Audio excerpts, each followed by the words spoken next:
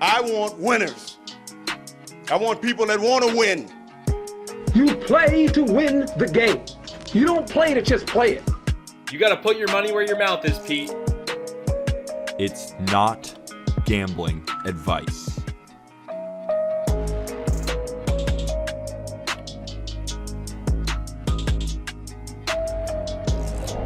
Not gambling advice. Today is Monday, June 6th.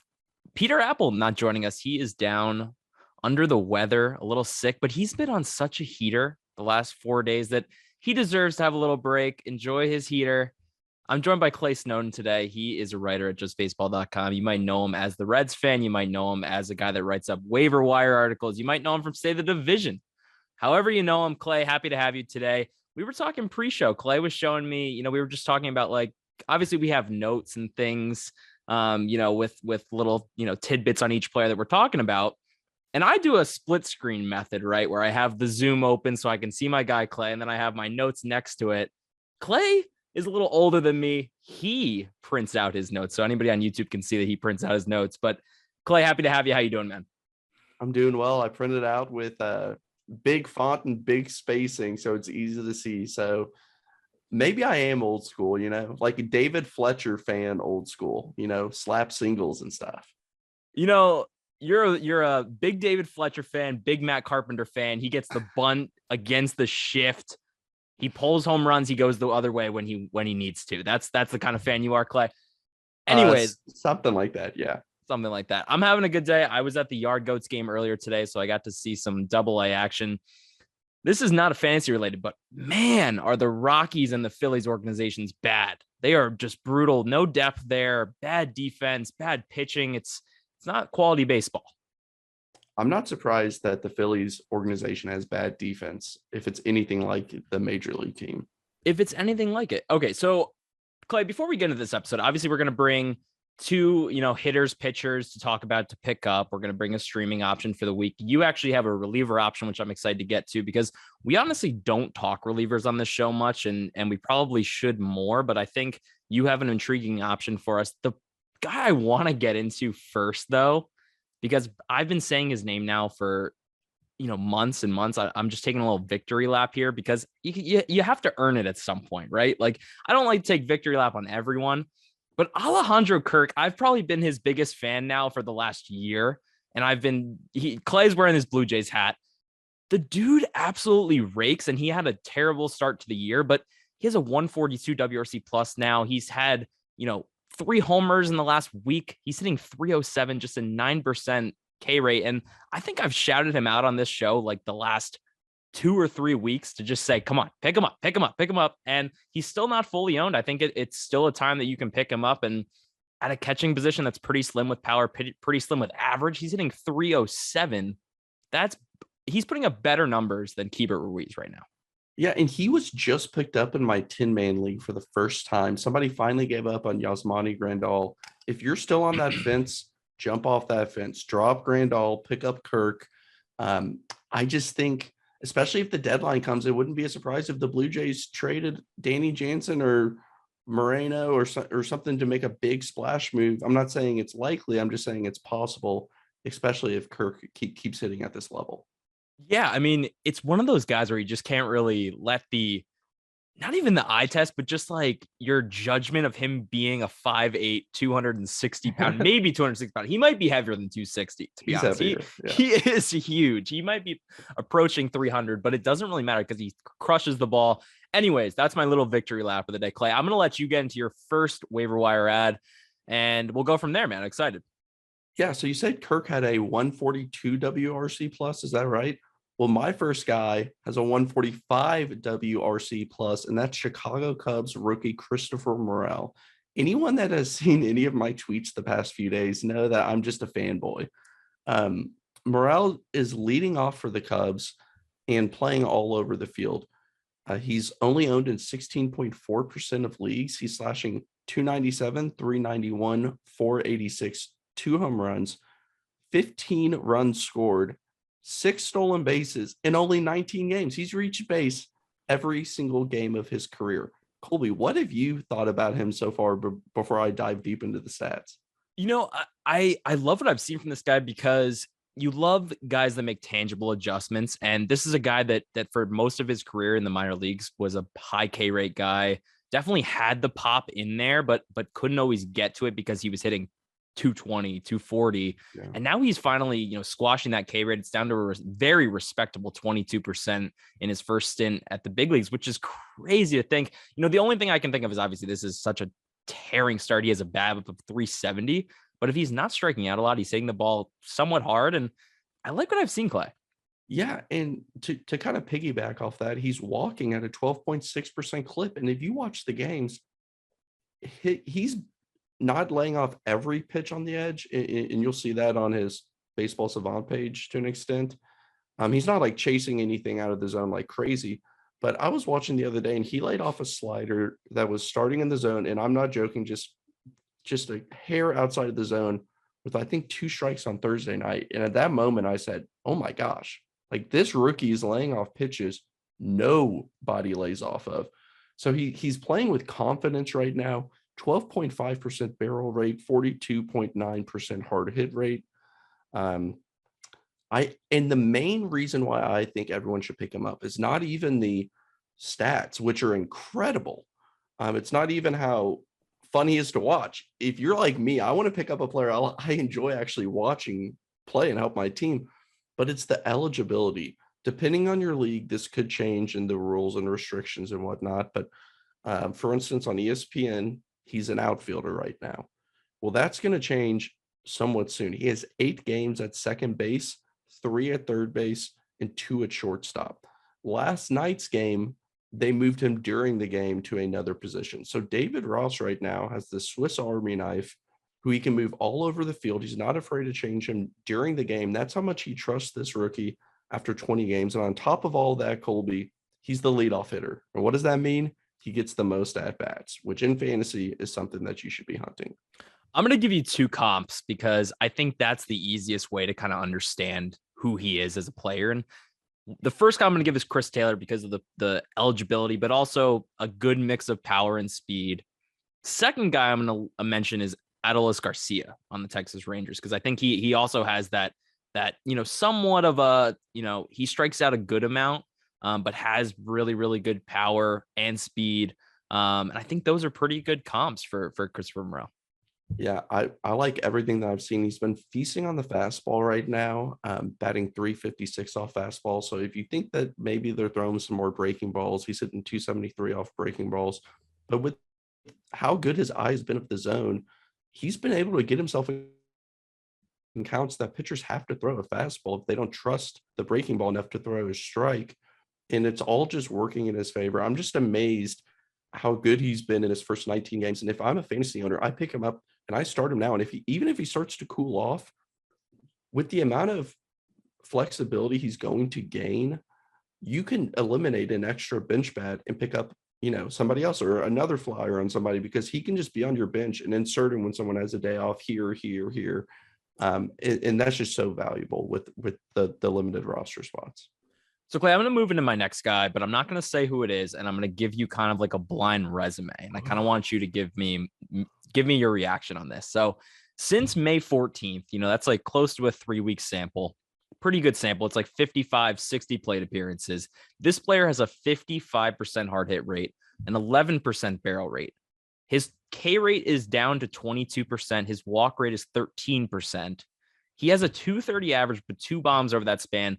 Just a 265 BABIP as well. So I think there's more room for average there. His last year, for example, this player had a 316 BABIP. So a lot of power here, a lot of power upside. He's a first baseman. What do you think of this profile?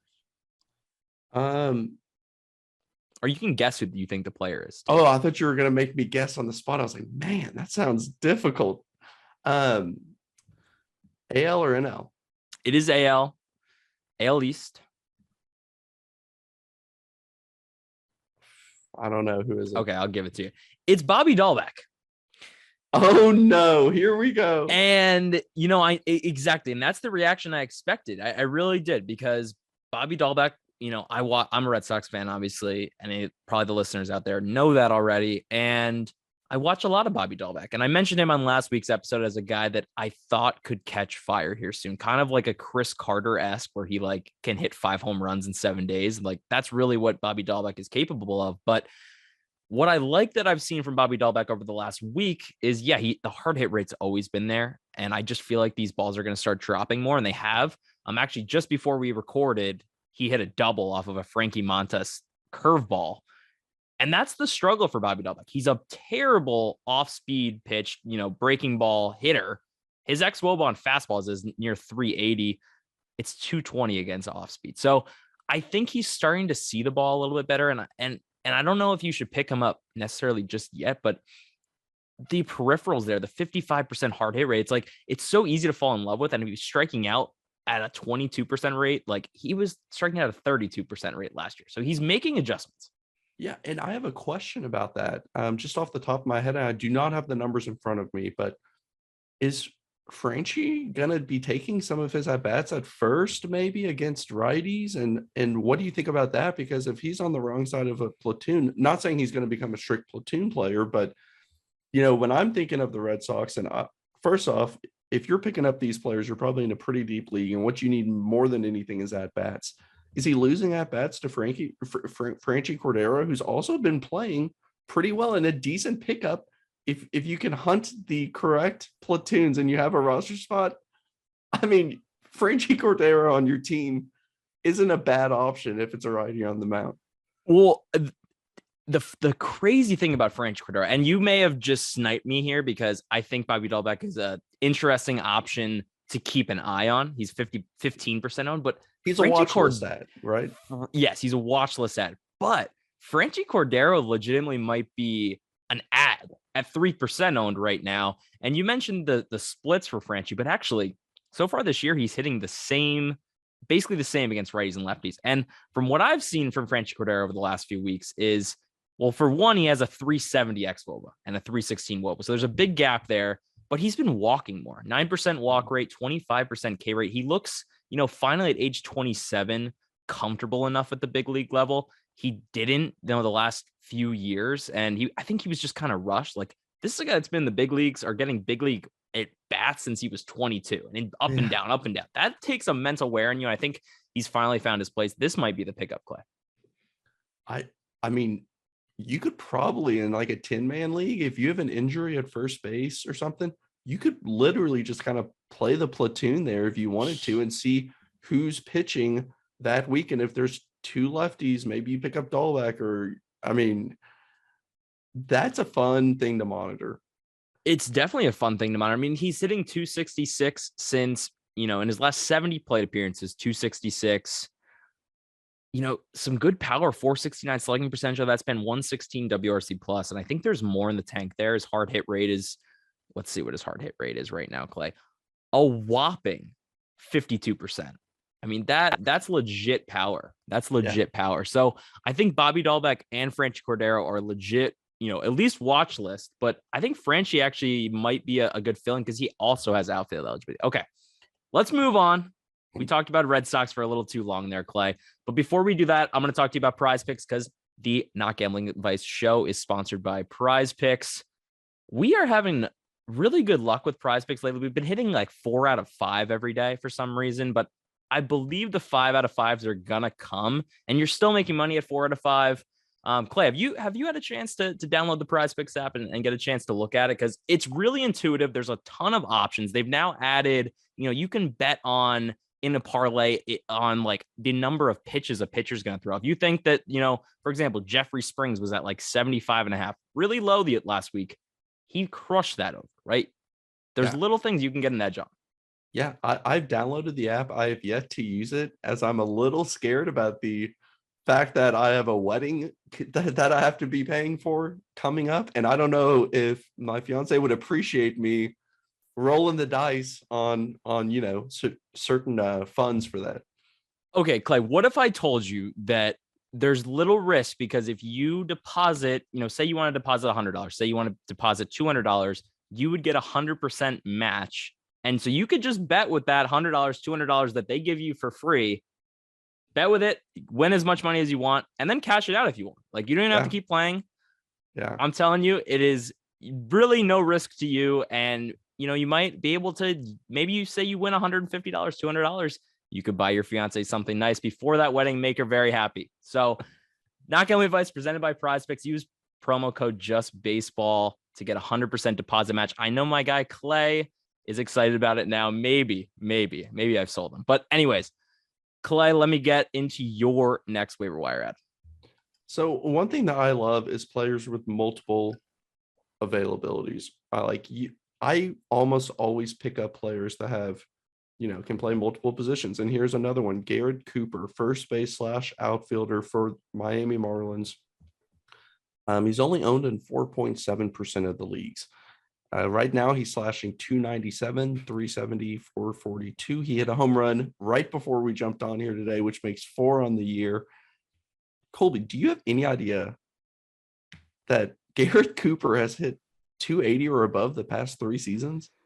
Dude, he has, 2020, 133 WRC plus, 2021, 134 WRC plus. Guess what he has this year? 133 WRC plus. That is consistency right there. Yeah. And, he's battled some injuries, especially last year. And he's one of those guys who will hit a few games and you pick him up, then he gets injured or he stops playing as much. He's kind of been not a strict platoon player, but kind of a part-time player at times. But right now he's batting second behind Jazz. I like that a lot. I like where he's batting, playing a lot of first base and DH right now. Which is promising for him. Yeah. Do you know what we love at Just Baseball? Bubbles. We love bubbles, especially red ones. If you think kids love bubbles, you should meet a Just Baseball employee.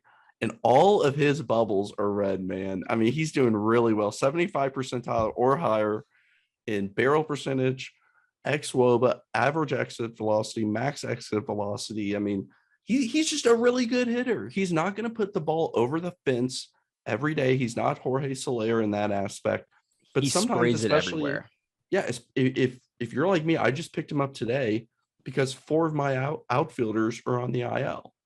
I need somebody. If you're in a category league, that average is going to help you as well. So Garrett Cooper, what did you say he's owned in right now? Probably pretty low, like 5%, did you say? 4.7%. Okay, so 5% ownership. The thing that I've always loved about Garrett Cooper is I just mentioned he sprays the ball to all fields. Like if you go to Fangraphs and you look at where he sprays the ball, pull percentage 35%, up the middle 35%, oppo 30%. Like he goes with the pitches. But the other thing I love about Garrett Cooper is he doesn't, overcommit to one type of contact, right? We see a lot of guys that, overcommit to ground balls, overcommit to maybe fly balls. He does everything. 30% line drive rate is allowing him to, hit for a high average, but have a lot of power. He still gets the ball on the ground enough to have that high average as well. But it's just such a well-rounded profile for him with a really manageable 24% K rate. And like we said, this guy since 2020, like, let's extrapolate here, right? Like since 2020, because he's been hurt, right? He has 572 plate appearances in total.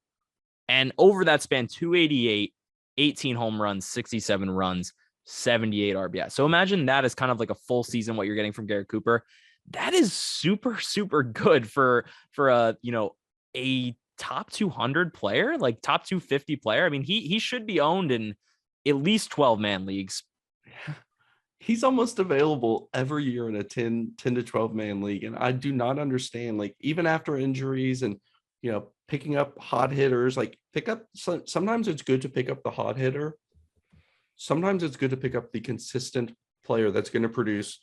If you're in a points league, 2-3 points a day, one, not many negatives, just get by.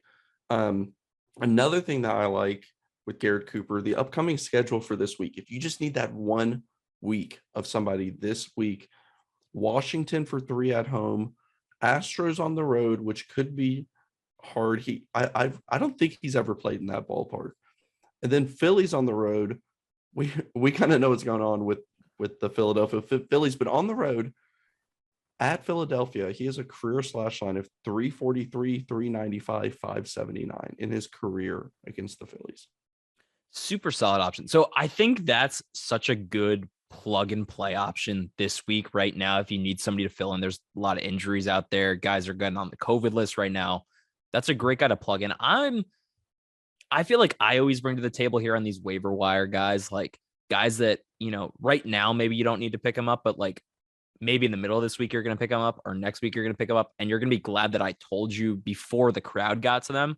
So I'm actually going to bring up a guy here that's still in AAA, and Vinnie Pasquantino of the Kansas City Royals has, taken the league by storm. This is a guy that our own Aram Layton, who's like the prospect guru at this point, was talking to me about in the offseason, right? He saw good things from him last year. He hit 24 home runs last year across high A and double A, but this year he's taken it to a whole nother level. He's hit 15 home runs in 50 games in triple A and 52 RBIs to boot, Clay.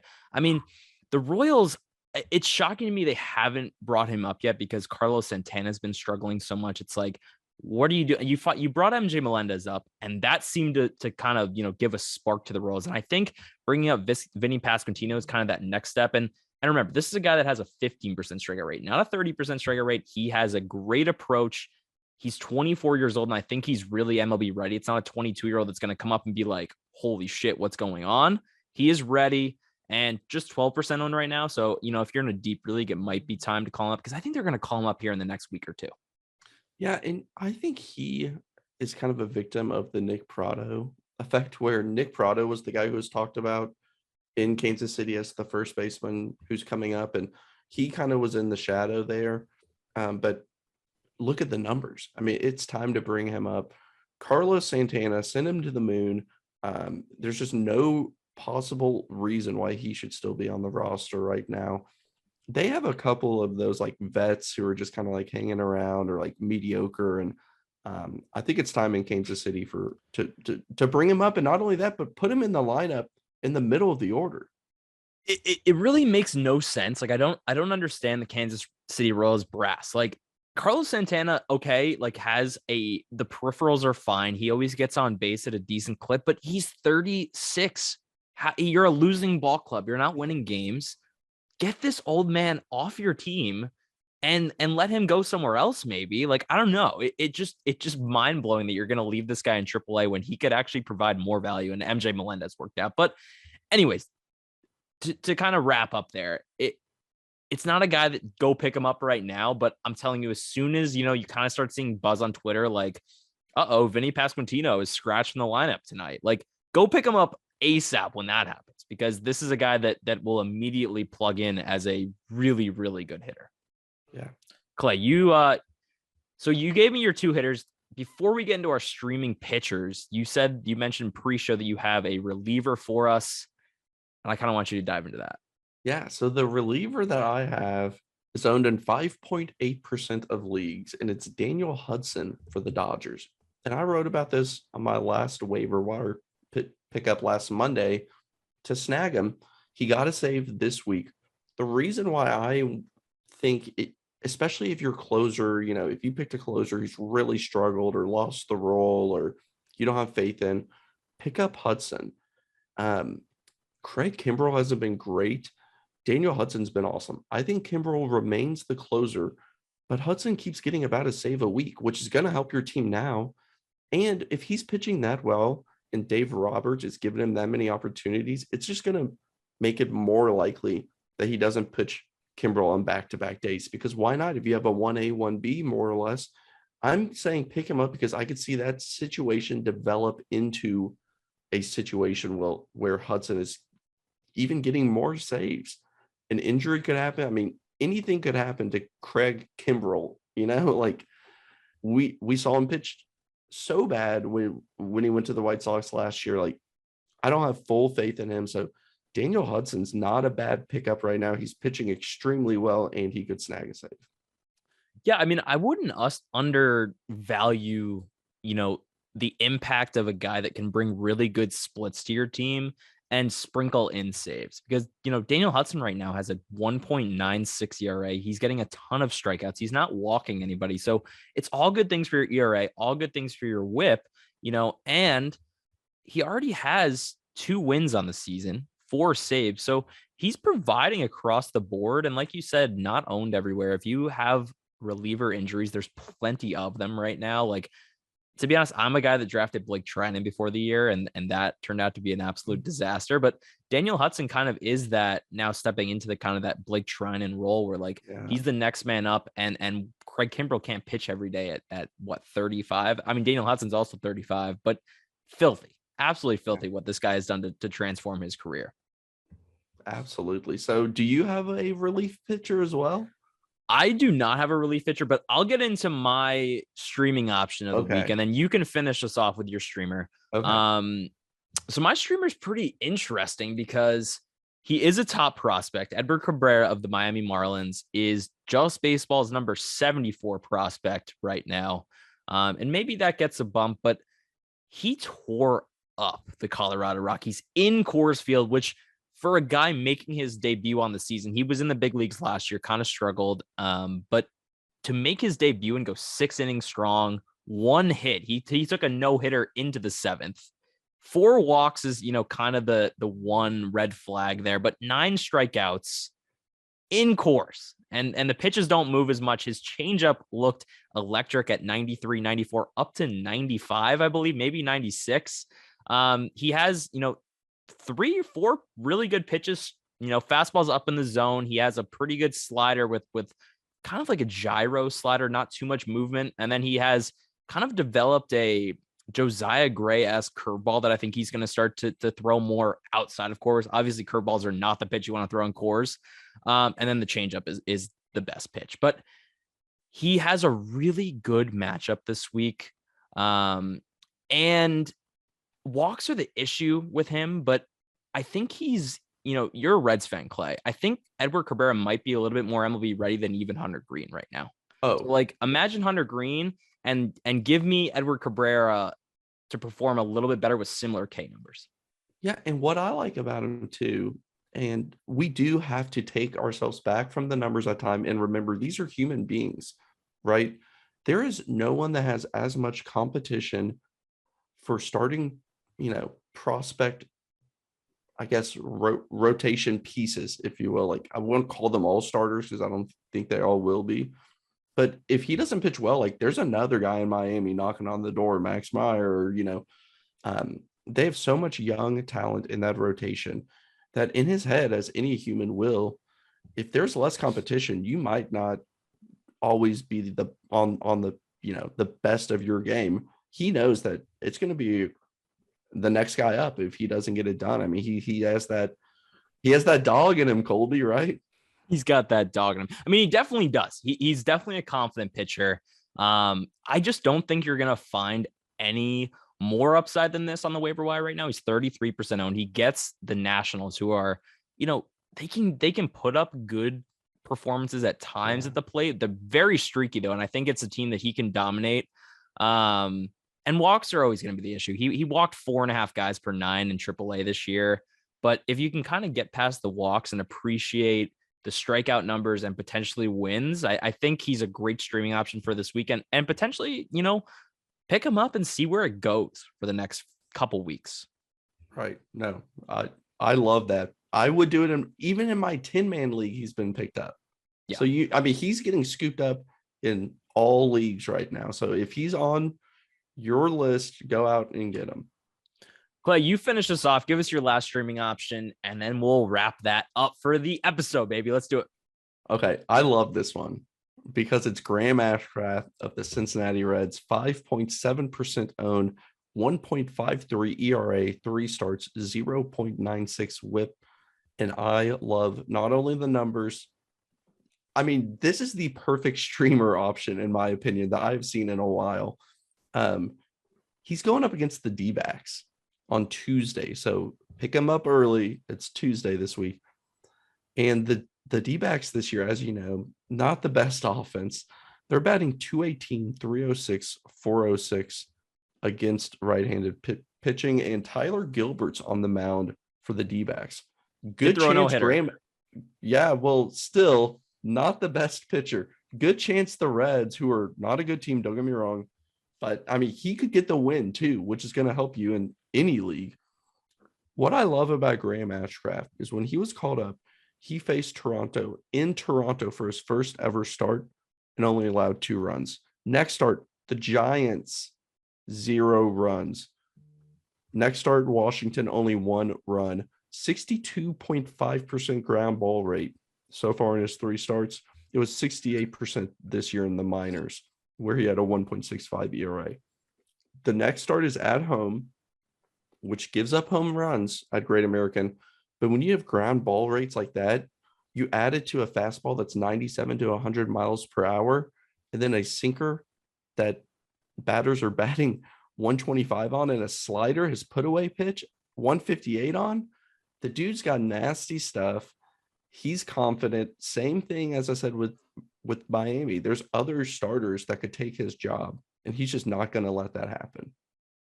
Graham Ashcraft is such a interesting pitcher. And he's not interesting because he gets a lot of strikeouts, but I went on the call up, and I've only been on the call up once in my life, right?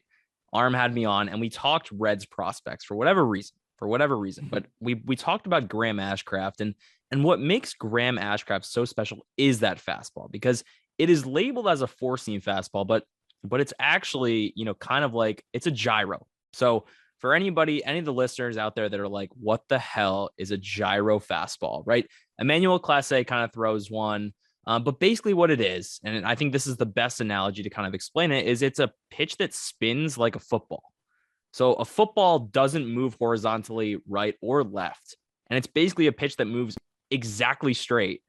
And guys just do not pick it up at all. He doesn't get whiffs with it, but at that high velocity, they just don't pick it up. They put it right into the ground. And, the craftiness of Graham Ashcraft is why I love him so much. And it's not a guy that's going to blow you away with strikeouts, but a guy that's going to always overperform his expected numbers. And we love to talk about, expected numbers and all that stuff, but you just kind of got to go in and it's a guy that you got to watch, but understand what you're watching. And what you're watching is a guy that's just, he can deceive hitters because of the different movement on his pitches. Guys are not used to seeing gyro fastballs. So definitely a guy that's not owned everywhere, and a guy that, the Reds offense has been rolling as of late, Clay. I think he could squeak out a win here.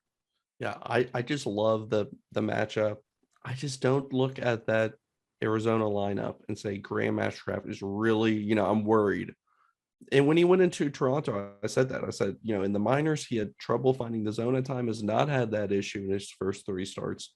And I said, okay, like George Springer, I'm a little bit worried about that. Vlad, Bo, there's a whole list. I don't have that feeling. And he worked, 2 runs against the Blue Jays in your first career start in Toronto on short notice.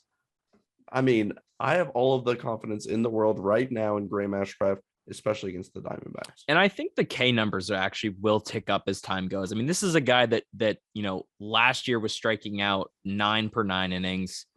This year, 8 per 9 innings in AAA. But for his career, K, let's just wrap this up by going down for his career. Last year in high A, 2.33 ERA in 8 starts, 3.36 ERA in 14 AA starts. Then this year, he just took another step forward, 1.65 ERA in 7 starts and a 1.53 in 3 starts in the big leagues. He's going deep into starts too. I think that's another important thing to mention, because, the lack of Ks helps him do that, but the ton of ground balls that these guys can just eat up and get a ton of 1-2 pitch at bats. Yeah, he's just been so fun to watch. And Red's Twitter is already asking if he's going to be better than Hunter Green and whatnot.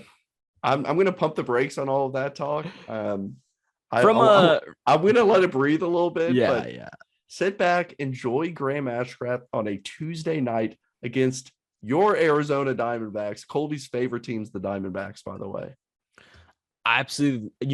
I've been, another guy that I want to take a little victory lap on is Christian Walker, because I was pumping the crap out of him, and that hot streak came just like I said it would. But I think Graham Ashcraft, like you said, is a fun pickup and fun streamer too, just because you should pick him up and then go watch him pitch, because he is just a treat to watch. It's gonna, you're gonna watch him and go, I've never seen a pitcher like this. Yeah, he is crazy to watch. I mean, the first time you see that fastball, or whatever you want to call it, go 100, and you see the hitter kind of react to it, you can just tell, there's something unique about that pitch that is not always the same as most fastballs. Okay, Clay, that'll do it today. But real quick before you leave, I need a little bit of not gambling advice from you. So the Reds are 18-35 right now. Set the line over or under for their finishing win total. 18. Let's see if they get Jonathan India back, which is still tough. It's so hard to say with 3 rookie pitchers in the mix, but hey, let's go ahead and say 68. 68. Okay, I think you're a little high there, but nonetheless. 64? 64. I think 64 is a little bit more like it. But Okay, how about 66? How about that? you're taking over?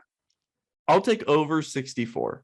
Over 64. I like it. Okay. We'll write that down. We'll come back to it later. Clay, thanks for having you. Is that the correct? That's definitely not the correct way to say that. But anyways, thanks for coming on the show, Clay. We had a blast with you. We'll have to have you back on.